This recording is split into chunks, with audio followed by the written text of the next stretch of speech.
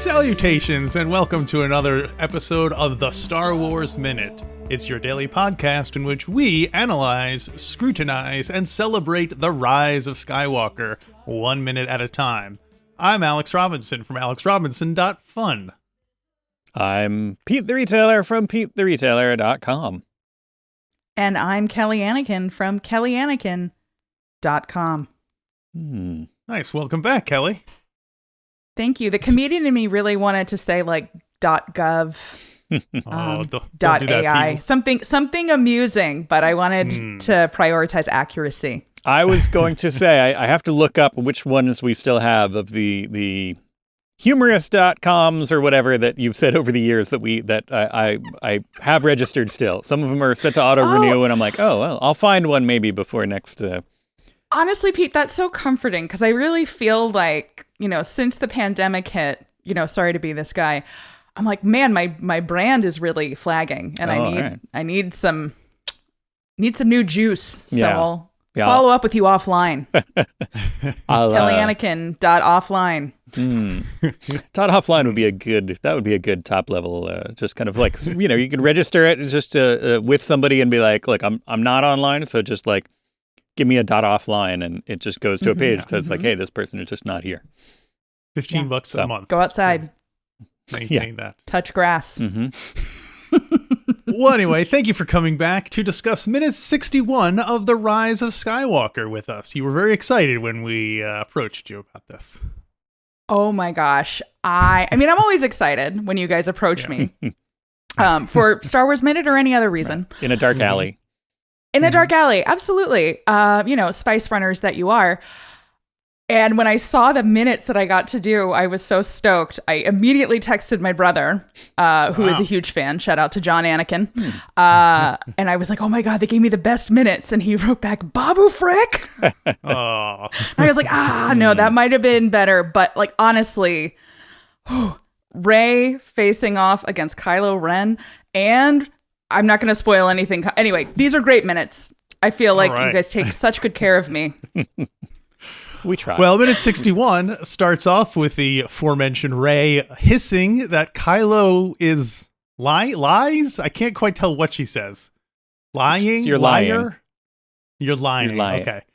And it ends a He's minute later. He's a lying liar that lies. Right. It ends a minute later with cherries spilling over Kylo Ren's shiny new floor. Space cherries. Space cherries. Oh. So hard, too, because Space Cherry season only lasts like a couple weeks. Yes. Yeah, that was probably were freshly harvested, just sitting, waiting there for him to... That's the most upsetting part, probably. He's just like, locally sourced. I was going to eat those. I had all planned. Yeah. New episode of Do you think whatever he watches. Does he like cherries enough where he would have picked them up off the ground and put them back into a bowl? He's not especially at this point as Supreme Leader, he's not a do-it-yourself guy in that situation. He would... I also feel like he's probably like a biohack type person. So he's doing whatever the First Order equivalent of Soylent is, or like, when he's asleep, he's doing like a nutritional IV. Like he's just, he's Supreme Leader. He has a lot to do. He can't be masticating and digesting all the time. Yeah, those are probably earmarked for a big batch of smoothies that he was going to kind of drink over the course of the absolutely over the course of the week. The First Order is so progressive. He definitely nutritional. Walks around that Star Destroyer with like a shaker bottle. I can see that happening. No. I'm sorry. That's going to haunt me for the rest of my days. I'm just going to be going about my business and dissolve into giggles. And somebody's gonna be like, what? Are you okay? To be like, Kylo Ren shaker bottle. And they'll be like, okay. Just thinking about creatine and Kylo Ren. He does seem like he'd be a bro to do that. The Ballad of Creatine and Kylo Ren. Yeah, so in the beginning, Rey calls him a liar who lies. And he says, I never lied to you. And I guess His voice. His voice is so like every time Adam Driver speaks in any context, I'm like, for real? You just came out like that, huh? Wow. Like, going through puberty must have been wild for him. I was noting how much he gets across without getting much across in these, you know what I mean? His very, very kind of like monotone, but delivering it. And it makes it works for this, not only for the scene, but for the character, but also it's just very like, how much of that is processed. I'd like to hear the unprocessed Kylo Ren voice stuff here too. Mm-hmm. I never lied to you. Well, Ray, take my hand, Ray. He's like Shaggy from Scooby-Doo. Is that what we're kind of circling here? Oh, I never lied. Oh, that was turning into a Scooby. Yeah. And now Either I'm picturing way. that too. Yeah. Look, they have the technology for a Scooby-Shaggy hybrid. They do. We don't, I hope. We don't. No, we don't. They don't let normal people like us have that. Dangerous. I object to that characterization of me, but let's continue. Well, coming on the heels of the Mandalorian, the last season, it was revealed that Pedro Pascal was never in the suit for the entire season. And it made me wonder if every time we see Adam Driver, if we don't see his face, is it Adam Driver in there or is it Pedro Pascal in there? He went to the wrong. They're wrong just running department. around on the Right. sound stage. It's like, But we that's how assume it's Pedro Adam Pascal's Driver. unprocessed voice sounds. Right, yeah. Sorry, Pedro. This is the way. Well, I'm gonna read into this a little bit as I've been frustrating people with my I'm not gonna call it a deeply held belief. I'm not in denial. I'm not looking into I'm not trying to prove that this is true. That these are I'm not trying to prove that it's true that this is false. Follow me here. But I'm just leaving the window open that we don't necessarily have to believe everything that comes, all these revelations that are coming from Kylo Ren, because not only are they coming filtered through either Snoke or the Emperor, but also there's a lot of manipulation going on here, and we don't have to believe what the villain says every single time in a movie. Are you attempting to redeem this entire movie That's by suggesting that Rey is not in fact a Palpatine? I think that's definitely, there's more wiggle room with that than there was with, Anakin Skywalker being Luke's father. Like, we managed to kind of, fly a ship into that window with Empire Strikes Back and that was fine. But here is just like, there's a lot of possibility here. And I'm not saying it's absolutely one way or the other, but my headcanon, there's more to the story, and it's not necessarily true here. So, I mean, also to get a little bioessentialist here, does anybody ever have any reason to believe any man that's true. his kid? Right? Let me talk to Rey's mom. We can't talk to Padme. If only Jerry Springer were still with us, we could resolve this. Oh, God. R.I.P. Cincinnati's own. Well, one thing I don't get is how does Kylo Ren know all this stuff? It happened in Fortnite. Oh. Is it a musical? Wait. Oh, no. Isn't it the game where Palpatine, returned? Yeah, the message that was being broadcast to everybody actually was broadcast in Fortnite, which is probably something we should have gone back and at least... There's got to be some footage, right? Somebody had to be twitching that or something. No, you didn't, don't do it. Don't engage. Don't encourage them. I've played Fortnite in the past, but I don't, I can't picture how, I'm going to watch a message from the Emperor would have factored into my game of getting shot and yelled at by 12-year-olds. I was discussing this with a friend, and I was like, was it Minecraft? Roblox? I'm like, I don't know what the hell I'm talking about. I'm old. And I was never a gamer anyway, so even if I wasn't old, I'd be like, The Sims? Yeah. Call me when the Emperor is back in The Sims. We'll order a pizza. I do, played a lot of games growing up, but I do feel like the kind of Steve Buscemi meme every time I go back and try to play a video game these days and being like, yes, hello, how do you do, fellow, gamers? Because I'm like, I almost get it, and then I don't. I'm like, this is what I used to spend a lot of time doing this, and here's look at me. But I'm kind of enjoying myself, but also that is always in the back of my head. But do you tell the kids that they will be old one day soon? They may not believe it, but eventually they will be on the other end of the technological divide. Nah, because they're not going to listen. I wouldn't have listened. It's true. Yeah. I do the opposite. I'm like, just live like this forever. You're going to be fine. It's going to be awesome. Yeah, when I Sit however you realized want. Your back's not going to hurt. What a struggle it was just to use the the chip cards, the chip credit cards. I was like, this is it. This is as far as I go. Just put me on a barge on the river Styx. Kelly's done. But to circle back to the question, I'm assuming that he says at some point, it's a mixed message. I think he's getting it from, he got it from Snoke / the Emperor to a certain extent, but also parts of it came from when he had that kind of mind meld with Rey in The Force Awakens. Because he says, yeah, I've seen your mind. I know what. And so I think it's basically bits and pieces of her memory coming out in what his interpretation of her memory, and then he's kind of going to Snoke / the Emperor for, hey, I have all these flashes of things from Rey's memory. What does this mean? And they're like, oh, obviously it means that, she's a Palpatine. But so it's kind of like he's doing like a memento on her. Yeah, exactly. Speaking of being old. Before Oppenheimer, there was Memento. I feel like, was that the only movie of his that I've seen? No, I think I saw the one after that. You didn't see any of the Batmen? No. Oh, no, I did. Wow. I don't know. I did see one, I think. You're blowing my mind right now, Pete. We could do a Memento on you with there you go. The films of Christopher Nolan.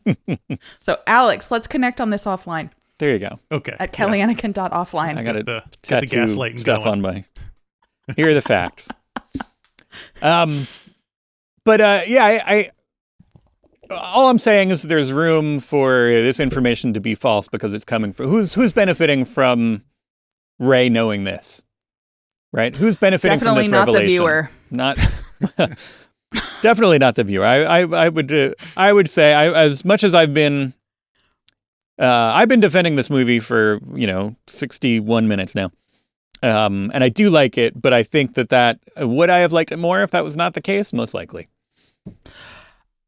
Can I don't know if this should I wait till the last minute or say it now? Just kind of my overall review in one sentence. Okay. Sure, you're here. What do you got? Go for it.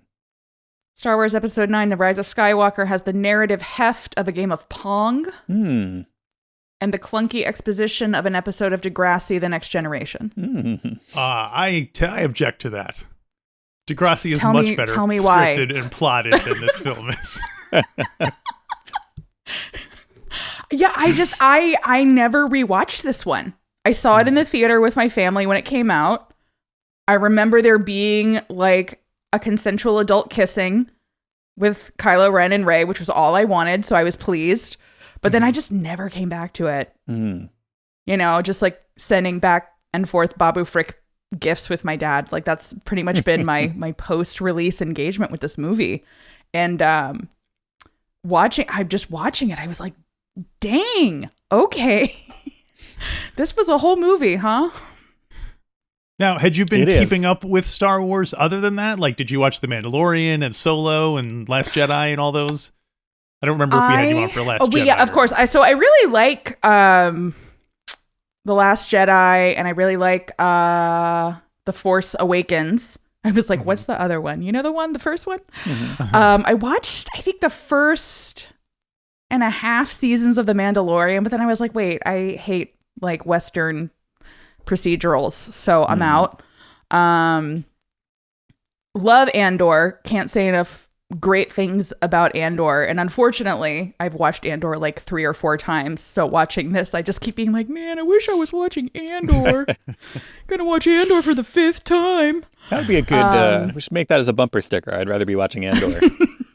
I might. I think that would might sell do that. well. Yeah, it would sell well. Yeah, so like I feel like the absolute fire hose of Star Wars content has not been something that I unequivocally love. I know Marvel fans are like, hold my beer. But, to me, so much of it is like a Star Wars is special. Right. And they are diluting it by just pumping out all this content, which is, that's fine. That's how mergers and acquisitions work. But yeah, I mean, basically my current approach is like, I'm only going to engage with this content if I am really interested in it, which sounds like it should be table stakes, right? But, I think for a while it was like, oh yeah, if it's Star Wars, I'm going to check it out. And now I'm a little bit more selective. Yeah. Yeah, it does sound like... I still haven't seen Solo. I think I was going to come on and talk about Solo with you guys, and then something happened. Yeah. And I still have only ever seen bits of it off to my left-hand side on a plane. I was like, oh, that guy. Oh, now I wish we had you on and you were watching this. I'd be interested in seeing what you think of Solo down the road. Eventually, one day you'll see it, and you'll have to come back and do a Solo recap with us. I'll think about it. Could I do a Solo recap solo? Just by yourself. We'll let you take all over alone. And you just talk about it. Let us know when you're done. Kelly Anneken .offline takeover of Star Wars Minute. Or if you want to have a younger actress play you, that would also work too. Ooh. Okay. Recasting the part of Kelly Anneken. I do like that Haley Steinfeld. What's the deal with Solo? Yeah. I was waiting for that to happen. So, Pete, I'm sorry. Are we continuing to try to make this point about unreliable villain narration? People are sick of hearing me talk about it. I just I'm not. I just wanted to bring it up. This is the first I'm hearing of it. I love it. I am gonna put on a tinfoil hat right now. Yeah, I'm not. You can see me. I'm sorry. I don't have any tinfoil at the ready. Well, we gotta can we get Kelly some tinfoil? All right, we're working on it. Yeah, I'm just putting it out there that it is, if you keep it in mind and think about other things that have happened in the past in Star Wars, depending on who you ask, the good Star Wars, it's not out of left field to think that this could be inaccurate. But that's neither here nor there. I mean, it's here. Yeah, I mean, inaccurate information is kind of the lifeblood of the entire franchise. Yeah. It's like inaccurate information, the Force. That's the hierarchy. It's the battle of lies versus the Force. In this minute, we do get a flashback, which is kind of rare in Star Wars, and nothing in the flashback contradicts what you're saying, Pete. There's nothing in the flashback that doesn't indicate that they are drunks who are selling her for money, because it's them saying like, "Oh, you'll be safe, I promise," and leaving her there. So you stay right here. Listen, lady. We're coming back after the last call. Here's the keys. You can listen to the radio. We're going to crack a window of the spaceship. Just don't move. Both of you, don't move. So we do get to see Rey's parents, played by actor Billy Howell, playing, I wrote down their names, but I don't have it handy. And Jodie Comer is playing the mother. I didn't reckon Jodie Comer is one of the main characters in Killing Eve. Yeah, she's Villanelle. Yeah. Which I watched. That was another one where I watched one season of, and then I was like, oh, I hate Phoebe Waller-Bridge. Never mind. Oh, is she in that? She wrote it. She was the creator of Killing Eve. And I watched all of season 1 of Fleabag, and I was like, I did it better. Bye. By it, I mean, you probably won't Fleabag. like Solo then. No, see, that's the thing. We're going through a real Phoebe Waller-Bridge-assance right now. So it's just not a safe environment for me. Yes, Jodie Comer was also in The Last Duel with Adam Driver. And in Killing Eve, she co-stars with Andor's own Fiona Shaw. So there's a nice bit of Star Wars connectability in there. Nice. Billy Howell was in Dunkirk which I believe was directed by Christopher Nolan. So it all comes together. If you say so. Ooh, Although, Memento. how am I supposed to believe that? Huh. Yes. Here, hold this stick and poke tattoo pen I have. The problem is that Star Wars has already established that flashbacks are not necessarily true. Because in The Last Jedi, we saw the same scene 3 times, same flashback 3 times with different results. So it's unclear how much stock we can put in this. Right. Yeah, I don't. I forgot how much of this we actually saw in flashback, and it continues until tomorrow. There's more action in it tomorrow, but I was pleasantly surprised. And it's another thing that I've as much as I do enjoy this movie quite a bit, and I keep forgetting parts that happened in it, which enhances my enjoyment. I'm like, oh, it's like finding a dollar in your pants pocket, when you're doing the laundry or something like that. I'm like, oh, hey, I forgot that was in this movie. Every once in a while, it's like finding chewed gum in your pocket instead, but for the most part, it's like finding a dollar.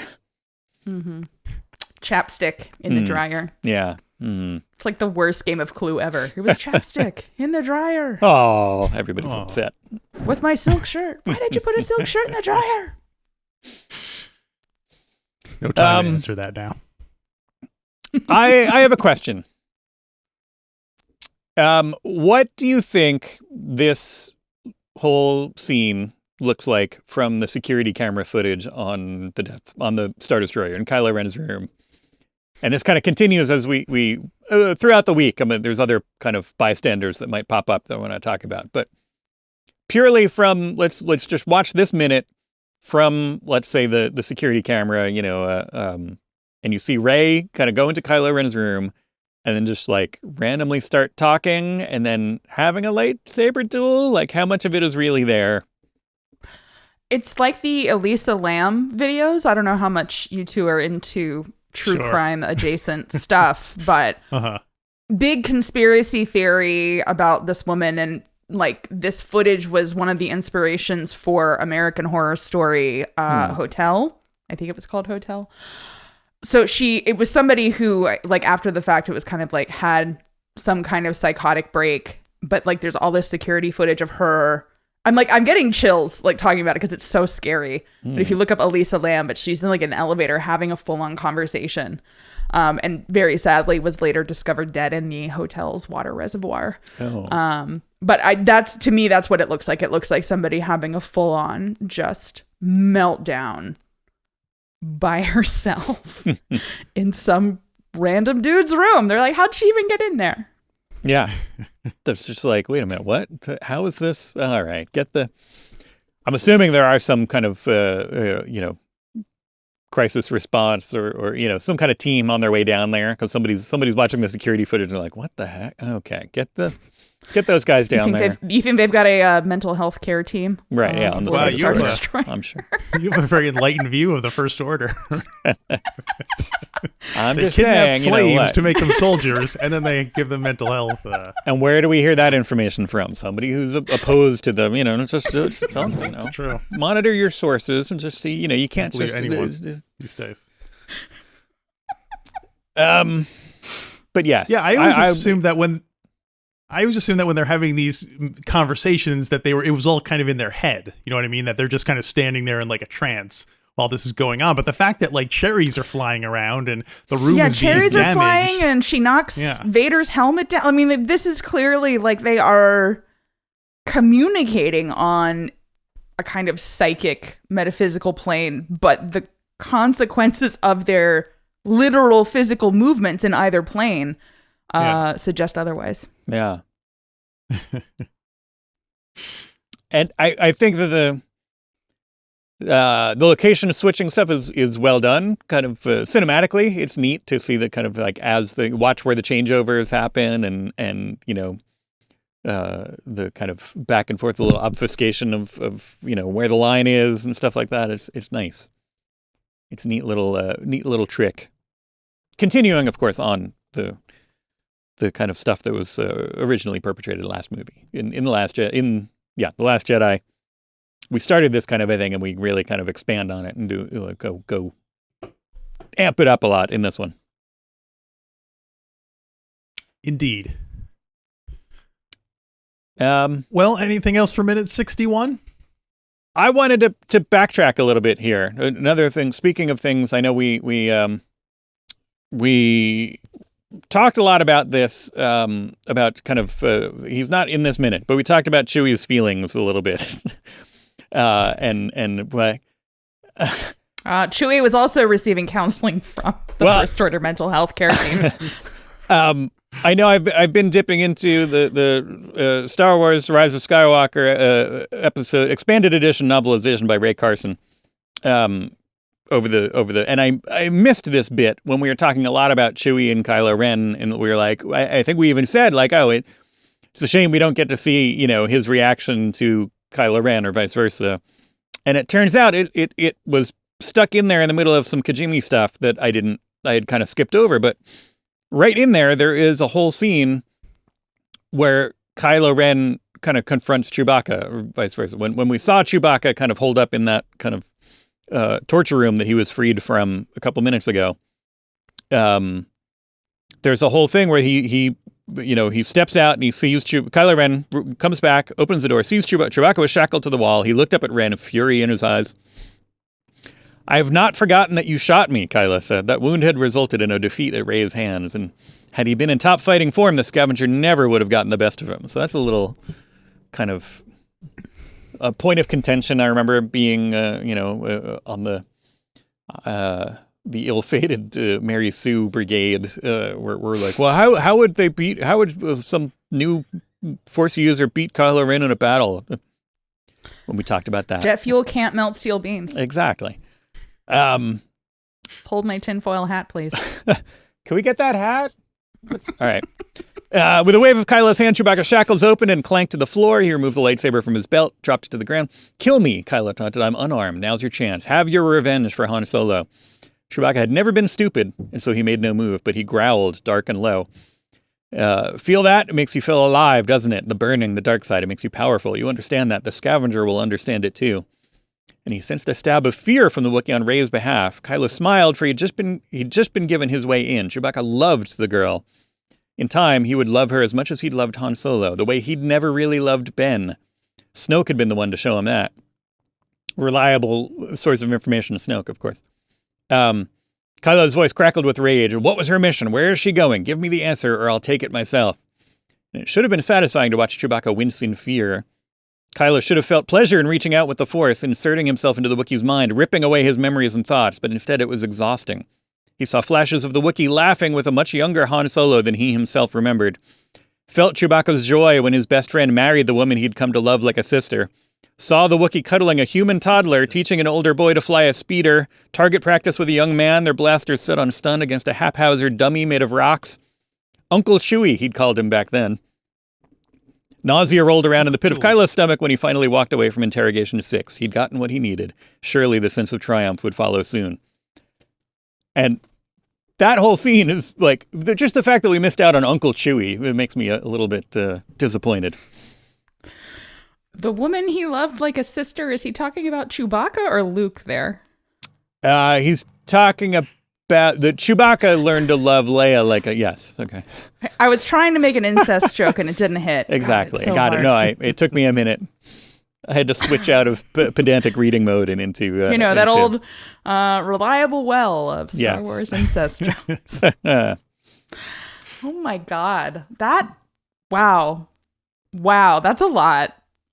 And the character moments like that are some of what people, have said this movie is missing. And so I didn't want to let that pass. I just recently discovered it doing my research for these minutes, and I didn't want to let it go too far before we brought that back up. Yeah, I mean, if you put that stuff in, then all of the characters, from the original trilogy who are here, they then can reclaim some of the narrative heft instead of just feeling like whack-a-mole nostalgia plants, in my opinion. It, again, another one of my ongoing questionable ideas for this season has been split this movie into basically 2 parts. Have episode 9 be the wrap-up of the sequel trilogy, and have episode 10 be the wrap-up of the entire saga. That way you don't have to jam everything, all these narrative points into one thing. You can give each character their time to shine, close up some loops, have a whole thing. That's where you introduce Palpatine as like, aha, he's back. But here, wrap up everything that was set up in the other 2 movies of this trilogy. I can't believe Which they was didn't nothing. consult you. Well, that's your uncle talking. But yeah, Uncle Chewie, I needed to bring that up because I discovered it just now. I would call him Chunkle. See what it was totally worth getting rid of that so that we could have a scene with the Hobbit guy telling us some stuff about the First Order. That was he also had a ton of stuff. You mean cut out. Charlie from Lost? Yeah. Yes, exactly. Everyone has their own point of We reference. are not the same. Yeah, this movie has everybody. Space Felicity, Babu Frick, the Sandworm from Dune, Emperor Palpatine, Greg Grunberg, cute little droid, all these people riding giant warthogs, Charlie from Lost, and Lando Calrissian, all your favorites. Hey. I'm picturing that as like the festival poster. Spin the wheel. Well, thank you for that. Thank you for that look into the novelization. Tantalizing glimpses of what could have been. Mm-hmm. Anything else for minute 61? I'm ready to move on. All right, then. Oh. I'm ready for the healing to begin. The Force healing. All right, so that will wrap up minute 61. And in addition to doing this show 5 days a week, we are also doing 2 episodes on the weekends, one on Saturday, one on Sunday. You can access those by going to starwarsminute.com/Patreon. And there you can become a supporter, get to hear hours and hours, over 600 bonus episodes at this point that you can hear our opinions from way back in the day. And also, we currently are reviewing the Rebels series, the Rebels animated series. And so, yeah, it's a long time. But people should check that out. Pete, and check you just us don't out. remember because you're mementoing. Oh, right. So sorry, I interrupted the patter. Please continue. That's right. In one ear and out the other. Who are all you guys? All right. Star Wars Minute. What?